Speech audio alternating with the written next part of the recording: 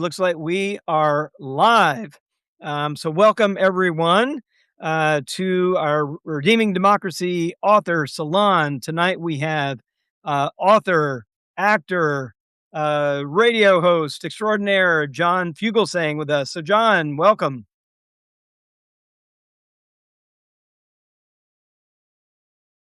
Oh, John. Thank you, sir. What a pleasure to be Oh, there here. you go. All Pleasure. right, making sure you can, you You- can hear me. Hi.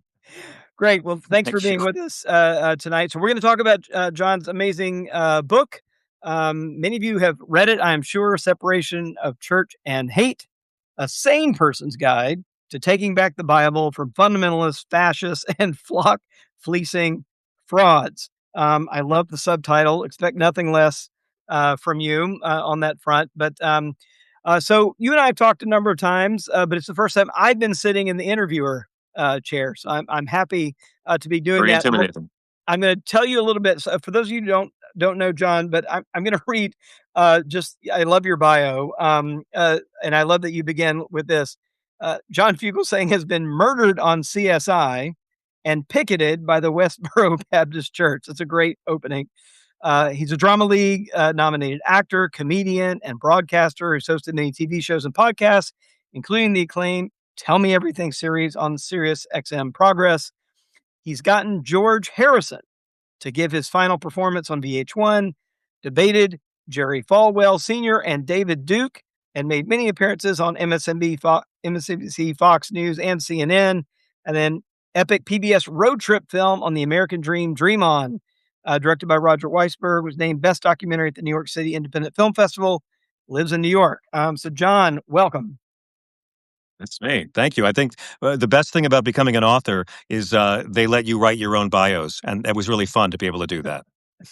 It's great. And this is your first book, right? Yes, sir. It is. It is. So Yes. there's always the question then, the softball thing I'll start off with is like, look, you got a life, you got a career, you got all kinds of stuff going on. Why in the world take the time to write this book? Like you got plenty of other things going on. Why did it feel that important to you to kind of, you have to kind of put a lot of other things It on hold to actually, get a book out? it's really true. You real writers, I am more in awe than ever now that I've faked my way through it once. I spent 13 years pitching this book and doing book proposals for all of your listeners and viewers who have an artistic project in that desk drawer you want to get back to. Let me tell you, please never give up. The first time I submitted this book in a written proposal was in the summer of 2010. And 13 years later, after submitting so many proposals with two or three different literary agents, I finally sold it on a verbal pitch in a meeting in Manhattan in an office at Simon and Schuster. After all these years of trying to write the perfect proposal, I sold it in a meeting, talking. But this is a book that's been in my heart for many years. Like many, I grew up Christian in this country. I may have been a little bit abnormally Christian. My mother was a nun before she married, obviously. My mother was a nun who became a nurse and worked with lepers in Malawi, Africa. My father was a Franciscan brother who wore the Jedi robes, taught history to Catholic boys at St. Francis Prep in Brooklyn. And my father, the brother, fell in love with my mother, the sister, carried a torch in secret for 10 years, finally got her to quit and go on a date. And they settled on Long Island and tried to raise us to be progressive, free thinking Catholics, which is why I became a comedian, because I can never afford the therapy I so deeply require.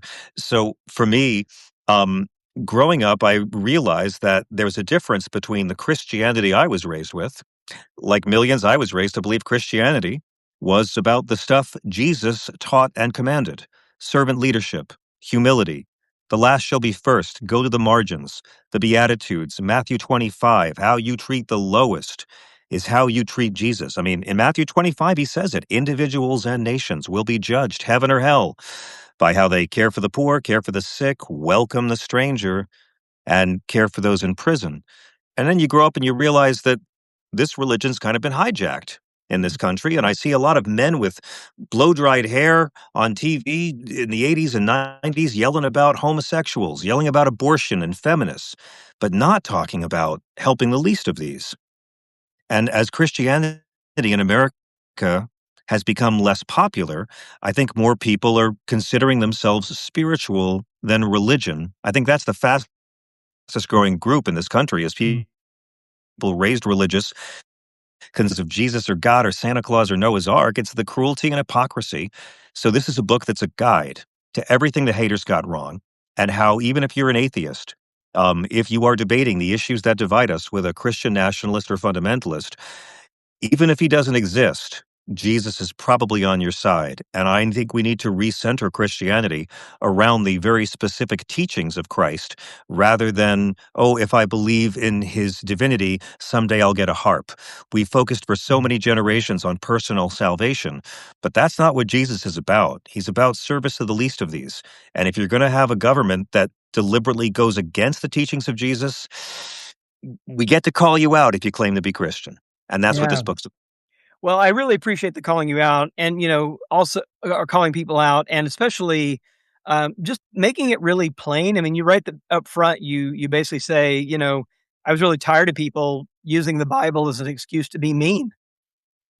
So just be Yeah. like that plain, Yeah. about it was super, super helpful, just to kind of put it and that's what I loved about the book is throughout, it's, like, really clear, about kind of where we've gone wrong, but let me ask you about this, I'll tell you a little story first, so I bought your Please. book, as soon as it came out because I wanted to do my due diligence to help, people I respect to, kinda get there, and boy, I should say That's too, really this an honor. This man has been on my show so many times, friends. This is yeah. quite an honor to hear this. Thank you. Well, I wanna take personal credit for putting it on the New York Times bestseller list by getting my one extra order, on there, but it has been everywhere. I mean, it's been a wild success. You've clearly touched a nerve, and I want to ask you about one of the great things about getting to interview you now, what, 10 months after the book's been out, I think, something like that? Yeah, 11, I 11 months? think. Yeah, it's Yeah. almost a year, is like, what has surprised you about the reception, both good and bad, I guess, for the book now that you've had the chance we put books out in the world, we never know quite how they're gonna land. So what's it been like, and what surprised you about, how the book has landed, over this last year? It's a great question. I always thought that this book would do well if it was able to reach its audience, and I spent a lot of time saying these Democrats, they need to be like the Republicans, can go on all these podcasts and do independent media and Sirius XM and, you know, not just be in the CNN green room all the time. I mean, I love seeing my congressman friends in the CNN green room, but, you guys got to get out there and do the gritty podcasts. JD Vance, I mean, every racist in his mom's basement with a microphone, JD Vance's motorcade stopped there in 2024. And I realized I've got to take that advice because there's really not a lot of platforms in mainstream corporate broadcasting where you can speak about Christianity with any kind of intelligence. I mean, most of what we see on TV are atheists and imbeciles. We see non believers and we see douchebags screaming at women outside clinics. We see fundamentalists, but Mhm, we don't see the people out there making a mhm, difference. We don't see the Christians who are protesting war, helping the poor. The overwhelming majority of Christians, Muslims, and Jews around the world, I think, who are moderate, liberal, are getting along just fine right now in families and schools and businesses. They're getting along, and they're not making the news for it. But the mhm, fundamentalists, the extreme haters, the extreme right wing fringe of every religion, the ones who believe they're superior, that God likes them more, that God doesn't mind if they commit violence, mhm, they're the same ones of every religion who think women are second class citizens or sex is bad unless it's for procreation. The same strain in every religion that focuses on punishment more than healing. It infects Christianity, Islam, Judaism, it's all there. Th- They're the ones who get all the ink. They're the ones who get all mhm, the clicks. They're the ones who get all the media attention, not the actual Christ like folk out there doing the Lord's work. So, what surprised me about this? What's my book was released 24 hours before Mr. Kirk was murdered. And when it happened, all my media appearances were canceled, and I couldn't fault them. I get it. I mean, yeah, it's a book about how to take down Christian nationalism with nonviolence and humor. And then that day, our most famous Christian nationalist gets taken down with a bullet. So I understood. It was a scary time. Um, what has most moved me has been the amount of people who've said to me, "This book validates everything I believe in my heart as a Christian," and the brothers and sisters who said to me that it validates everything in their heart as an atheist. Because I really Mm. wanted to write something for believers and non-believers alike, because both believers and non-believers are going to have to deal with these fundamentalists in their jobs, in their school boards, in their local government. But more than that, we know from history that it takes progressive and moderate Christians forming coalitions with secular folk and non-Christians to beat back the batshit crazy Christians. That's what it's always taken, and it's going to take very broad coalitions. We're going to see the, you know, no God but man and the all men are brothers crowd joining forces because every now and then the I want to own my brothers crowd gets a little too powerful. So it's a great time in history, and I think that with all the rancor in the world, to have people say that this book reminded them that it's supposed to be about kindness and love is the greatest compliment I could get. Yeah, it's funny, I actually wrote And down that. it has more a few more dick jokes than the average, biblical, analysis as well, I should add that. Yes, indeed, for me, a few more curse words, than books about the Yes, Bible just a few.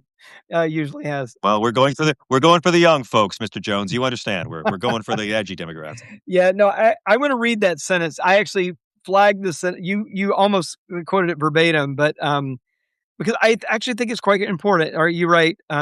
Decent Christians, including moderates and sane conservatives, along with righteous atheists, agnostics, and many people of other religions, have always had to band together to beat back the batshit crazy Christians. So yeah, I so appreciate that. But let me, Yeah, I struggle with this a little bit. Let me ask you I this. think that's true for all religions. Yeah, but Please, I'm sorry. do you think we've forgotten that though a bit? I mean, I feel like there's such a sense of Yes. like, don't rock the boat. We got to be polite. We got to be civil. I think particularly kind of like, good, proper Presbyterians and white Christians like have the sense that Christianity is supposed to be this comfortable thing and polite Yeah, I thing. get that, yeah. Yeah. So I don't know. Well, a kind thing, a loving thing. Kind and loving aren't always polite, are they? I mean, I can tell you some SS officers with impeccable manners. Kind and loving is different than politeness. New Yorkers are very kind and loving. I don't know if they're always polite. They are kind. Um, when I use a term like fake Christian, I don't use that for our loved ones who are deceived. I use it for the deceivers. When I say Mm. fake Christian, I'm not talking about your cousin who wears camouflage and thinks vaccines make you gay. I'm talking about the people who made him believe that nonsense. And I define fake Christian as leaders, religious leaders or political leaders, who do this formula, this pattern. They use Jesus to gain power. Once they have power, they do the opposite of everything Jesus says, and if you point this out, they scream persecution. And this happens across Christianity in so many forms, and in media and in business. People who use the name of Christ or the name of his movement to get earthly power, and then they don't want to do the things Jesus says you do with that power. Jesus himself was against personal power. In so many ways, he rejected the logic and morality of empire. It's technically what got him killed. I mean, Satan offered Jesus all the world.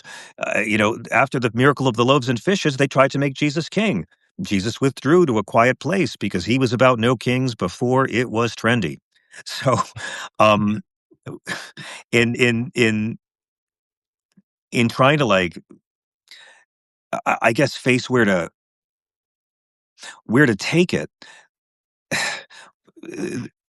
we're taught, I think, for generations before there's widespread literacy in Christianity that Jesus is God's son, and he built this here church, and the only path to heaven is if you believe that he's the son of God. And for over 1,000 years, nobody can read. For over 1,000 years, the Mass is in Latin. They have a built-in firewall. So Jesus's teachings about authority and power and institutions were filtered through authority and power and institutions. I mean, the printing press comes in what, 1600? So we've only really, as humans, been able to critically engage with the scripture for about 400 years out of 2000. We're very new to this. The Jews are so far ahead of us on engaging with scripture, and it's very healthy for the faith. So my mother always said when she was in the convent, they wouldn't allow the nuns to read the Bible. My dad refused to believe this, but she said, no, they wouldn't. They said, you go to Mass every Sunday and Father reads it for you. And it's true. When Vatican II came out, they finally let all the nuns, everyone have access to the Bible. And what happened? Nuns became some of the greatest scholars and feminists and professors and critics of the Vatican's policies. So, I mean, you see why they tried to keep the teachings of Jesus from people for so long. Put the focus on salvation, put the focus on obedience, put the focus on submit to the governing authorities or this here church. But the teachings of Christ are as threatening to authoritarian power now as they were 2,000 years ago. And that's why you'll never see our right wing friends fight to put any Jesus quotes on a classroom wall or a courthouse wall. When's the last time you heard these folks ever quote Jesus or fight to put the Sermon on the Mount or the Beatitudes up anywhere? The right wing uses him, they don't follow him. So get back to your original point on all this. When I say fake Christians, I don't mean ordinary people. And there's folks who'll say, but that you're violating Luke. Judge not, lest ye be judged. And it's true. I am judging them. Those in power, yes. But the fact is, judge not, lest ye be judged has led to thousands of Christians letting a lot of people do a lot of very evil deeds. Judge not, lest ye be judged was not what people should have said to themselves during the rise of the Third Reich. We have to think, who does Christ command us to protect and defend and fight for? And who did Christ stand up to? He didn't stand up for conservative power. He stood up to conservative power time and time again. So I have to say, not being polite might sometimes be the Christ-like way. And if your church is preaching the opposite of what Jesus taught, if your church is calling Christian refugees illegals, then maybe leaving that church is the most Christ-like thing you can do right now. Yeah. That's a very long-winded answer to a very No, no, simple I so question. appreciate it. I mean, you know, one thing, I'll get back to, like, so I bought your book when it came out, but I was in the throes of finishing my book. So I didn't read it, right away, and it sat in my bedroom on this low table, for, like, months, until I could finally get around to it. And I intentionally did not, like, read any interviews by you. I didn't because I didn't I wanna kinda get it cold. So what surprised me when I finally got around to it, was like, "Oh, the whole book's about the Bible." Um, right? And, like, all the Yeah. way through. And I wanted to ask you about that because, and I wanna ask you about, now, obviously, you grew up in a religious family, so church, the Bible was kind of part of the fabric, in the worldview that you grew up in. But there's another way to write a book like this. You had to spend a lot of time with the Bible, right? And you had to spend a lot of time with probably some biblical scholars that you quote in the book. How did it change the way you I thought interviewed about a lot. the Bible, right? Or that term, when you hear the Bible, is there a way you think about it differently now than maybe you did when you started this Sure. project? Sure. I mean, I wrote it because I thought we don't know the Bible well enough, and I realized how little I knew the Bible in writing it. I thought I knew more than everybody else because I talk about it and go on TV and do stand-up comedy acts about it. And to me, there was so much for me to learn as well. And I think that's what religion's supposed to be. I think we're supposed to critically engage with the scripture and try to lean into it and try to sniff out what is true. I mean, I say in this book there's a lot of truth in the Bible. It's not necessarily a lot of facts, but there's a lot of truth in the Bible, and I learned so much. I mean, I wound up writing a chapter about Jesus as a feminist, and I'll be honest, I so many Bible stories that I'd grown up with, when viewed through the perspective of how it was for women living in first century Judea, it takes on an entirely new relevance. The Samaritan woman at the well, the bleeding woman who touched his garment, the story of Mary and Martha when Martha's doing housework while Jesus and the apostles are over, and Jesus tells her to calm down. All of these stories we're told as kids, but we're not told why they're radical. That Jesus wasn't legally allowed to talk to the Samaritan woman at the well, and that he didn't slut shame her, but blessed her, and that woman who was bleeding for 14 years and went to touch the hem of his garment, that she was ritually unclean in the eyes of God, and she broke the law by going into that crowd, made everyone in the crowd unclean because they weaponized women's biology against them. And by touching Jesus, she made him unclean in the eyes of God. Jesus turns to her and goes, "Daughter, your faith has healed you." It's the only time in the book he ever calls anybody daughter, and it's to a ritually unclean woman who just made him unclean in the eyes of God. I mean, this guy shatters the entire taboo about menstrual blood. And like, we're not taught why it's so radical. You've got to do a deep dive. And with Mhm. Mary and Martha, you read the story as a kid. Mary's sitting at Jesus's feet. The apostles are all lounging around. Even Judas is there, and Martha's doing all the cleaning. Well, they don't teach you that it was illegal for Jesus to teach women, and that by sitting at the rabbi's feet, it meant Mary was his prized pupil. With that piece of information, you realize when Jesus tells her to calm down, he's saying, education is more important than Mhm. housework. Boy, I wonder why they'd keep that message from girls for centuries. So for me, it's the sort of work where the deeper you go into the scriptures, the more rewarding it is and the more surprises you'll find. It is like a mirror. Whatever you want to see, if you want to see conquest and violence and rape and oppression, you'll see it. But if you want to see love and grace and forgiveness, you'll see that too. And the biggest takeaway for me, other one, was that Christians are not supposed to follow the Bible. Christians are supposed to follow Christ. The Bible tells you you can kill a guy for gathering sticks on a Saturday. Christians are supposed to follow Christ. Yeah, I think that revelation, so as someone who grew up Southern Baptist with an even more, biblically literalist view, and this idea Yeah. that the Bible had some kind of magic in of its own, right? That in and of itself, Yeah. the text could make you a better person. The text, like that, you could read it off the page, and this was God's word, and that it had its own kind of magic to it. Really, and I think kind of Yeah. dismantling all of I that, was and taught the same thing. yeah, and exactly, thinking like, "Oh, yeah, actually, uh, you wanna kill a bunch of people, the Bible can help you do that, but it can also help you love people, as well." But, maybe just say a little bit more because I'm thinking like people who come out like, if I was trying to think about what I would do with this book if I had read it when I was 25, right? So I'm fresh out of seminary, my Southern Yeah. Baptist seminary, world, and, like, what would I have made of this book? And I think I might have been a little freaked out by it. And I might have like then just thrown up my hands, because it's certainly convincing, right? But like you don't just like wash your hands of the Bible because it's got these contradictions in Not it, at and all. it's got Jesus versus Paul, and it's got rape and justification of gang rape and like all kinds of stuff that you can Yeah. find It's all there. in the text, right? But you don't then just kind of, okay, well, to hell with it. You Nope. find ways to kind of re-engage it. Maybe just say a little bit more about that piece, right? What you would say to my 25-year-old self is, that would like read this, and I think my reaction seriously would have been like, "Oh shit, like what do I do now?" Right? If this is all right, and there's all this kind of confusion there, like maybe I just put it away altogether. But that's not really where you go. Um, I mean, I'm writing this book from a point of view that I believe the teachings of Jesus, the actual teachings of Christ put into practice, could be America's last hope. And I don't need Jesus to actually be literal or divine or any of the stuff I was raised to believe for that still to be true.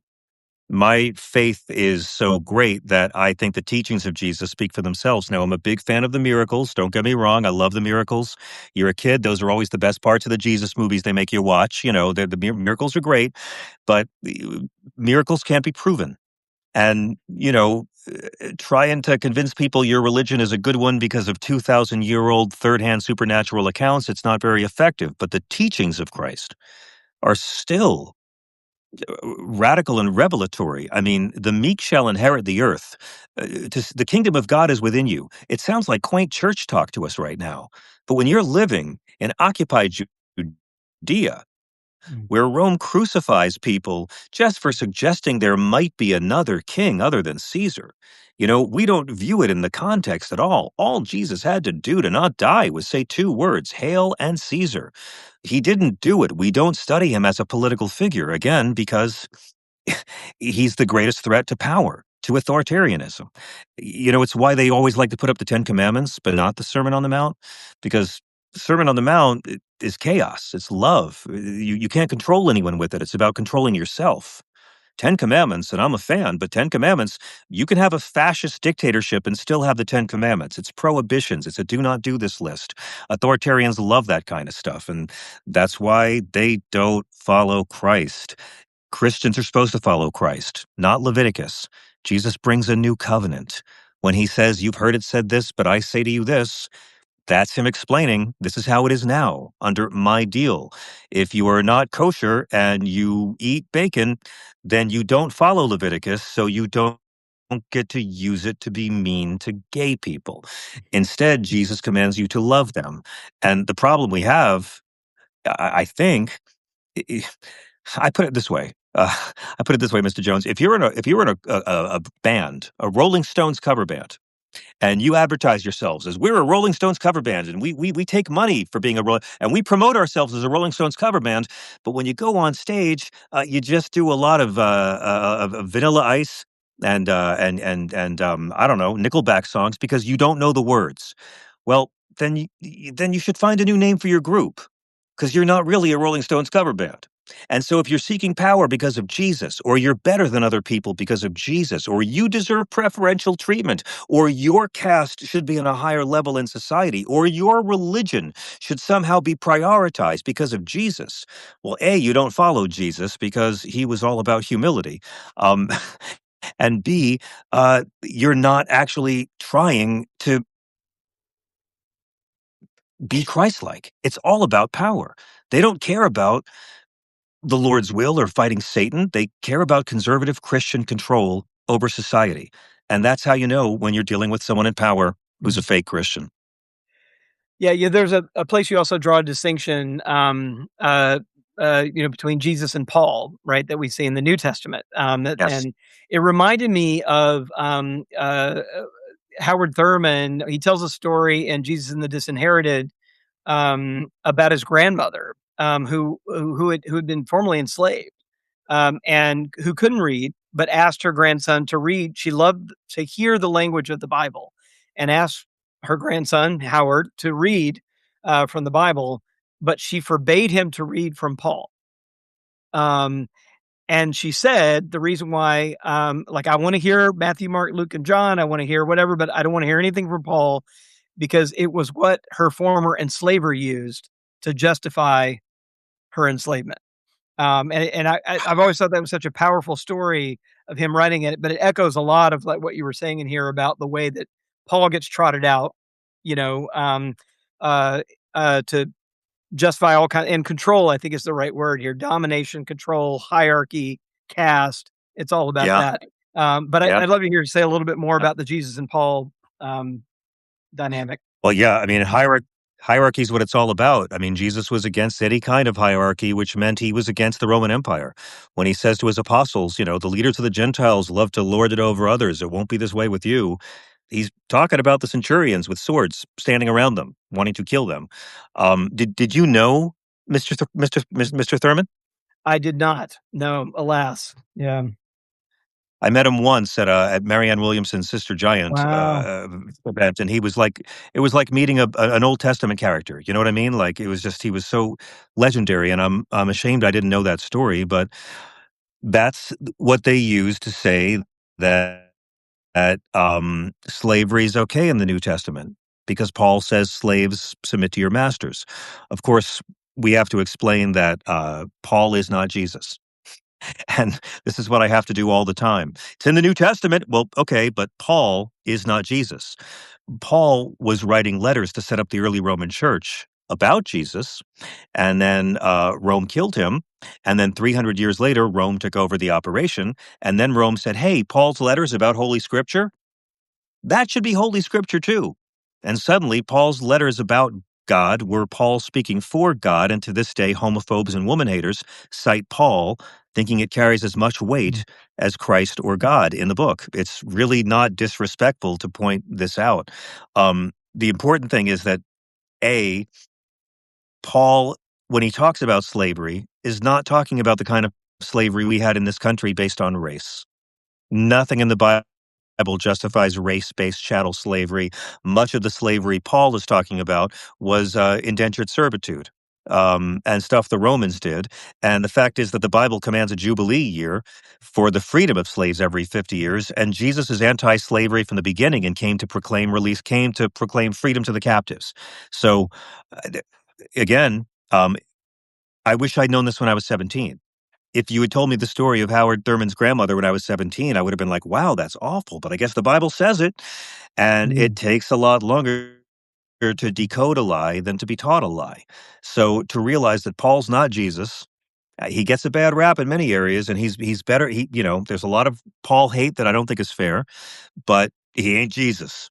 So anyone who's quoting Paul, like Speaker of the House Mike Johnson, they love to quote Romans 13, submit to the governing authorities, for God put them in power. Well, Paul didn't really submit to the governing authorities. Paul got killed by the governing authorities because he kept preaching the gospel and breaking the law. But they don't tell our MAGA friends that. They take a line of Paul out of context and they sell it to people and say that it's essentially God or Jesus. And that has led to thousands of years of criminal atrocities. All right, I was just gonna let everybody know, drop some questions in the chat. We'll kind of go to those in just a second. So we'll pick up with there. So I'll keep an eye on that, and John, you can keep an eye on that too. If anything you want to jump on. Um, Sure. I wanted to ask though Thank about you, sir. my last question. I'll field up. I'll have one at the end, but like one last one before we go to some other questions is, I struggle with this too. And the question is really like, is this worth fighting for, a better version of Christianity, or is it just so far gone, we should cut our losses and move on to something else? I think in the book you explicitly say you think it's worth fighting for, but I'd love to hear you say more about that. On my better I'm not days, I even agree I'm with not you. even giving up I'm not even giving up surrendering Twitter to the Nazis. I'm not going to surrender. No, I'm not going to leave America because authoritarianism takes over. I'm not going to stop loving my friend if he becomes a degenerate drug addict and gambler. No, you love your country right and wrong, not right or wrong, and you love of the faith, but I am going to call out people who are frauds. I don't consider that to be judgmental or cruel. I consider that to be taking on the hijackers. And I'm sorry, but this Christianity, this movement of empathy and love and forgiveness and grace has been hijacked, held hostage, and hate washed by authoritarians ever since Constantine looked up in the sky, hallucinated a cross, and thought that would make a great branding logo for my shields. Ever since authoritarian Christianity began, it's been 1700 years of either the Roman version, power, power, power, or the Christ version. And when you look through history, here's how I'm going to tell you that you have to still root for it. Because our atheist friends say, oh, Christianity is responsible for all the oppression of women and war and homophobia and cruelty and violence. And yeah, if all you do is look at the authoritarians, then you're right. I mean, Christianity's got quite a rap sheet. But that's the authoritarian kind. For every phase, you've seen an actual Christ following resistance Mm. that shows up in opposition to the authoritarians. Really quick, let's go back to the Crusades. The churches said, "Hey, let's go kill people for Jesus." Now we're committing violence in his name, and you've got the Crusaders slaughtering Muslims and Jews and Christians. They killed Christians in Constantinople. They were just looting. They were thugs. Saint Francis of Assisi quits the Crusades, becomes an advocate for peace, walks unarmed through a war zone to have peace talks with a Muslim sultan. You got Columbus slaughtering Taino people in the shadow of the cross, cutting off their hands, raping women, sex trafficking of young girls. Whatever we teach kids about Columbus is evil, it's still not enough. And it was the Catholic priest on his third voyage, Bartolomeo de las Casas, who actually protested the treatment of the indigenous people and wrote to the king and queen to talk about these atrocities, leading to Columbus dying in chains. The first act of protest by white people against injustice in this hemisphere was Catholic priests. And then you got Christianity props up slavery in this country for hundreds of years, but it's the Christ followers like Frederick Douglass and Harriet Tubman and the Quakers who stand up. Christian nationalism is the backbone of fascism. The Nazis are Christian nationalists, and you have Dietrich Bonhoeffer giving his life for his Jewish brothers and sisters in opposition to Hitler. Dr. King uses Jesus against the fake Christians of segregation. And think about how many of us have taught so many loved ones out of so much homophobia in the last 30 years. There's an incredible history of Christian activism, and it's always in resistance to Christian authoritarianism. And everyone who calls himself a Christian has to decide, which movement am I going to be a part of? The Christ teachings movement or the power, power, power movement? It's been playing out for 1,700 years. It's exactly what's happening in our politics right now. Yeah. Quick follow-up on that. Like, why do you think it is I'm struggling with this too. Why do you think it is, though, that so many Christians don't think we're gonna have to fight for that vision? Like, so many just think, "Oh, uh, I don't know, Christianity somehow is just gonna magically survive," right? When it's I being don't know. I think more and more are realizing it. Look at Talarico. Look at Pete Yeah, Buttigieg. Look at Senator Warnock. Look at these politicians who are finally beginning to talk like actually like Jesus and FDR at the same time, and people are reading it up. I mean, look at the success of my goofy book. Like I knew that there was an audience for this because I talk to people every day as a comedian, as a radio host.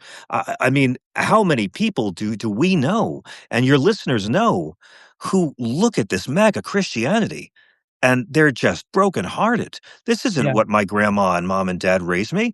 I watch these people and it's like, Jesus Christ, these people are the opposite of Jesus Christ.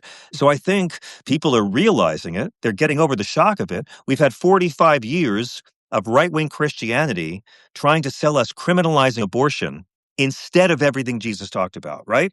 Criminalize abortion and you're better than other people. And that's been the message for 45. And Muslims are bad and gays are bad. And that's been it. Nothing that Jesus actually said. And I think enough of us remember the teachings of Jesus that we're not going to want to see these frauds take over this movement of peace and love. We got to call them out. The Democratic Party is not going to call them out, and the media is not going to do it either. It's going to be those of us who actually know the Jesus parts to remind the world that hate is not a Christian value. That's well said. Thank you for that. So I got a question from Bridget. Um, what are you teaching your son about religion and Christianity, given all this complexity? Teaching him about religion and Christianity. I'm teaching him about Jesus and how some Christianity is all about Jesus, and a lot of Christianity is all about power and pretending that we're better than someone else. And I'm teaching my son that anybody who thinks they're better than other groups of people because they're Christian isn't actually Christian. Mm. Yeah, I'll give a quick answer, because I actually struggled with this too. So I've got a teenage son, Yeah. and What do you do?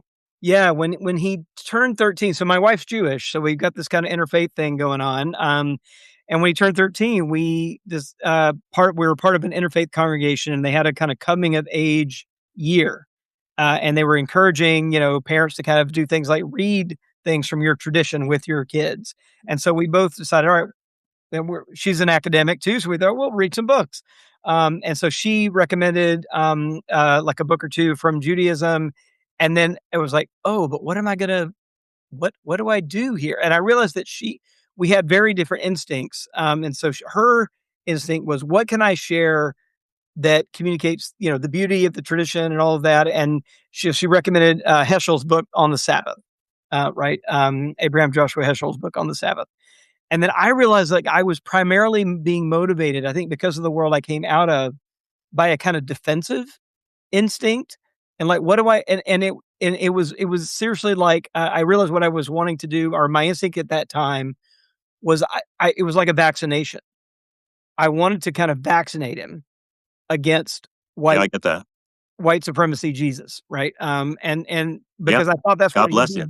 he'd be bombarded with that, right? And I wanted him to have Yeah. essentially antibodies in his system that would react to that. So I mean, one of the reasons I actually ended up giving him, and what we read together was Howard Thurman's Jesus and the Disinherited. Oh, And it's nice. a little book, but it's the book that King carried around with him in his briefcase, for a lot of his work on the ground and organizing on the ground. And it paints a picture of Jesus that says Jesus is with the people who have their backs against the wall.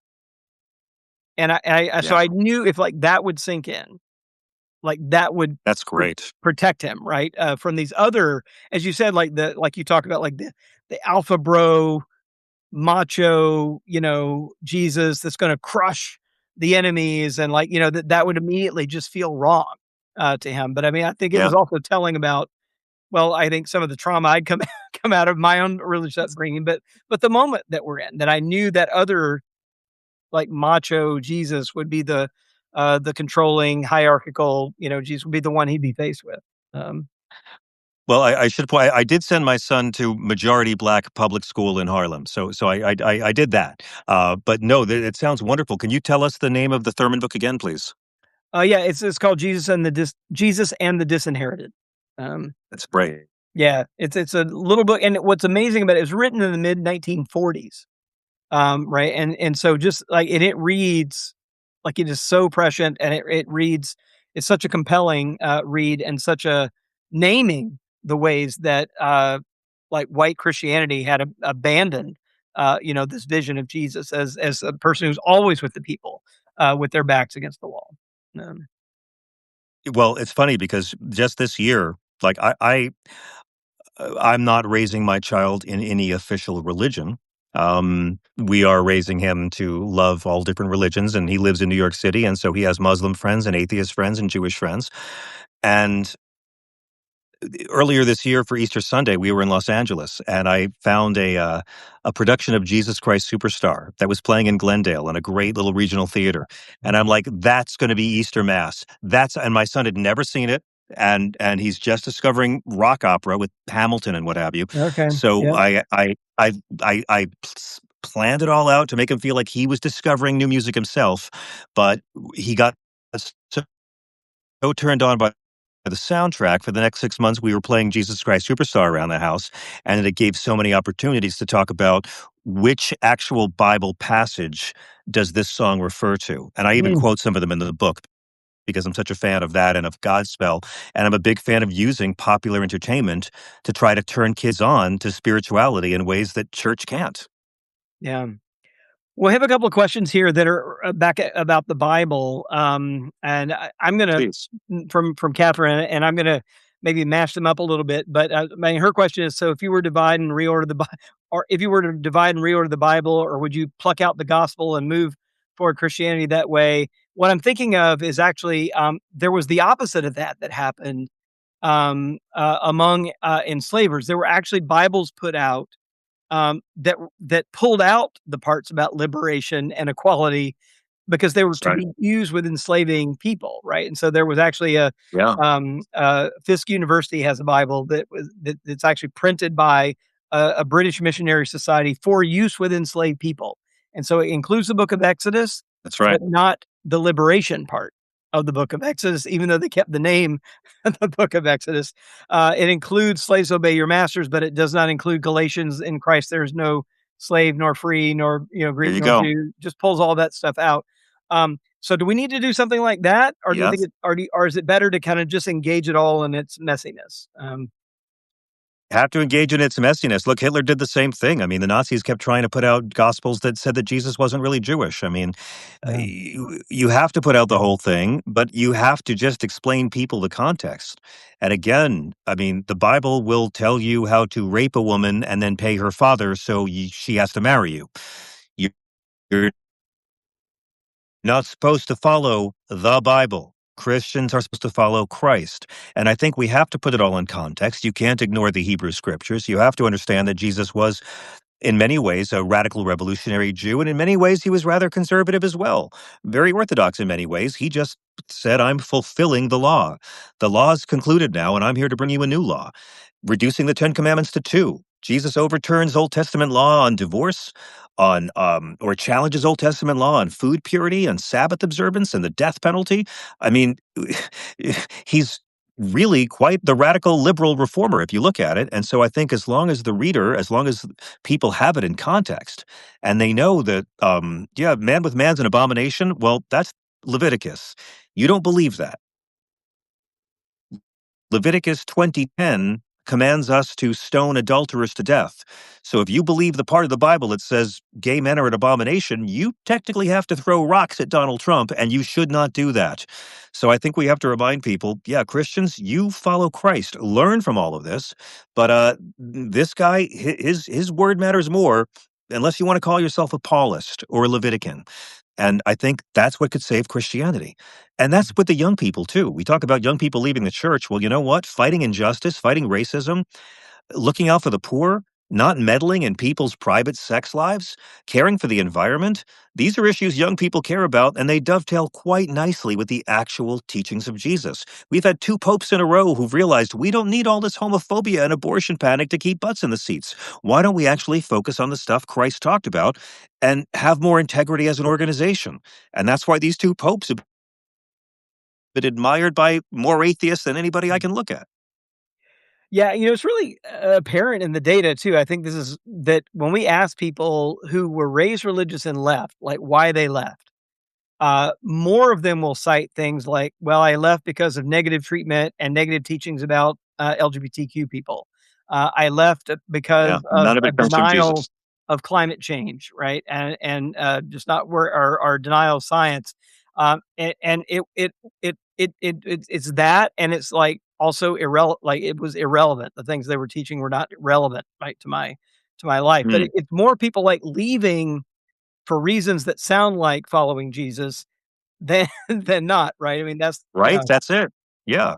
That's the irony. And again, the irony is to be a true conservative Christian, you have to be a radical liberal because that's what Christ was. I Mhm. mean, like the American government, Christianity was founded by radical revolutionaries, and eventually it devolved into bloated conservative bureaucracies. But the good news is the teachings of Jesus are still threatening to authoritarians and dictators and douchebags and fascists. And that's why they all talk a lot about Jesus and they plant a lot of crosses and they make a big thing out about making other people become Christian. And they tell the Christians, you should be on top, but you'll never hear them fighting for or promoting any of the actual teachings of this brown skinned Nazarene because that terrifies them. He's useful to them, but he's threatening to them at the same time. And, you want single payer health care? You want to have a serious fight against poverty? You want paid family leave? You want to have a more decent society? Get rid of the death penalty? Jesus shows the way, and he shows you how to take on those in power without hating them to remind people of the moral base we should all be agreeing on. I mean, it's incredible our right wing friends think they're on the same side as this guy. yeah, I think that's really the power of the book is just saying, "All right, you don't talk about Jesus? Let's talk about Jesus and what he actually said," and so things like, yeah, mass deportation, like one of the more heartbreaking things I've seen in PRI survey data, you know, um, I ended up writing a sentence in the new book, something like this is like, it is as a survey researcher, it is hard to write a question that is too brutal for white evangelicals to agree with regarding immigrants. So we've asked questions about should we install razor wire in barriers around rivers to keep immigrants out of the country? Yep, white evangelicals. Yep, we're down with that. Should we should we gather undocumented immigrants into internment camps until they can be deported? Now we all know where that history leads, and yet white Yeah, evangelicals exactly. are like, "Yep, we're good with that." Yeah, can I pitch a question because I Yeah, love pitch a the question, PRI yeah. surveys and your work is such an invaluable resource to me with a 3-hour daily political talk show on Sirius XM. My question is on the immigration front, and I'm going to phrase it very carefully.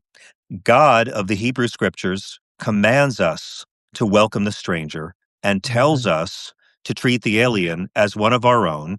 His son Jesus in Matthew 25 commands individuals and nations to welcome the stranger and warns individuals and nations they will be judged by how we welcome the stranger. Are God and Jesus wrong and Donald Trump is right? Please explain. Please explain Yeah. why God and Jesus are wrong and the host of Celebrity Apprentice is right. You know, I ask him all the time.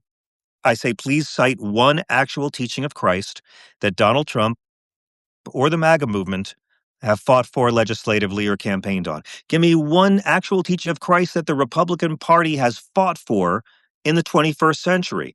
If you ask this question, sir, you will find out very quickly how little the person you're talking with knows that Bible they wave over their head Mm. so bombastically. They don't know the book, and it's everything my mother said. Come back to me. They were taught by men about what was in this book, men in authority who all too often filtered out what this Nazarene said about authority. And that's why you'll see these guys claiming Jesus while they defend the most brutal of authoritarians. They don't know his teachings. They know the manger, the magic tricks, and the cross. Yeah. Well, I'm going to throw one more at you here about, and then I'm going to see if we can fish one more out of the pile to wrap up. So we're getting close to the end of their time, but so the book's been out for a little while. There's been a lot of water under the bridge in this country since the publication date almost a year ago. Uh, is if you could add one more chapter, is there one you'd add to this book? Sure. Of course, I had to cut so many chapters out. My follow-up book is being released next year, Yeah, I and was going to it's get to that. So go much ahead and more plug about that the too. Yes, history and the politics. But I don't know if I'm allowed to talk about it yet. I know it's for sale on Amazon, but they're not letting me talk about I it yet. saw it on But Amazon. it's Fake I don't Christians. know what it's called Fake Christians, a biblically correct guide to breaking the grip of holy hypocrites, gospel grifters, and theocratic thugs. And it's all about the history of people doing the opposite of Jesus for Jesus. And so that's that. I'm getting to cover a lot of area. I mean, I had to cut out a whole chapter about the apocalypse and these people who just Mm, worship the end times because they can't be bothered with Jesus's drudgery teachings about helping the poor right now. I mean, I had so much in here about the founding fathers. The most painful cut for me was I had to cut a whole piece about the Treaty of Tripoli, which I think every school kid should be taught in this country, where we made a peace deal with Muslim pirates and said that the U.S. government was in no way founded on the Christian religion, ratified by Washington and signed by John Adams.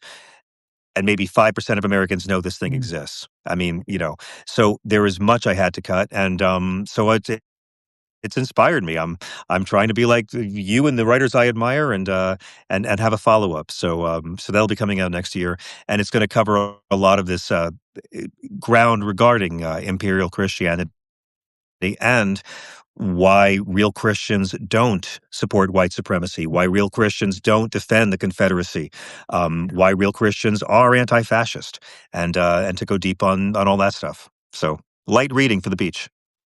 No, it sounds great. It'll be out when? Marchish?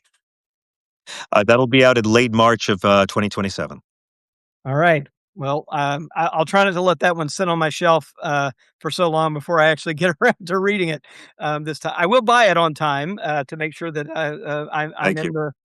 Uh, I'm going to get in a lot more trouble for this book. I got in a good amount of trouble for this one, but the next one I'm going to get in a lot more trouble with. So, yeah. Well, thank you. we'll hopefully we'll all be in good company down the way.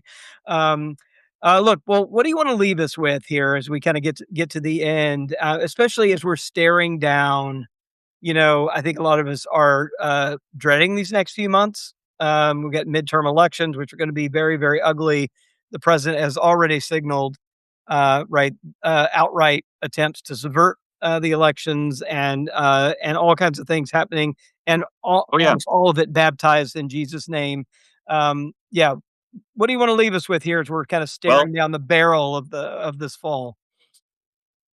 I want to tell everyone to read White Too Long because your host expressed this stuff with far more eloquence and power than I ever could on my best day. And it's such an honor after reading that book and being so moved by it to be invited on your show.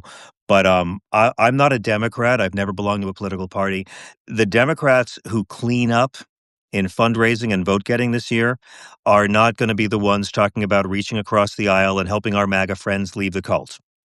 The Democrats who are going to rake in the votes and the dollars are going to be the ones who promise accountability and results, who promise that the Constitution will be back in January of 2027, who promise that this cabinet of fiends will show up on camera with their hands on Bibles to swear under oath and tell the truth, and their lawlessness stops in 2027.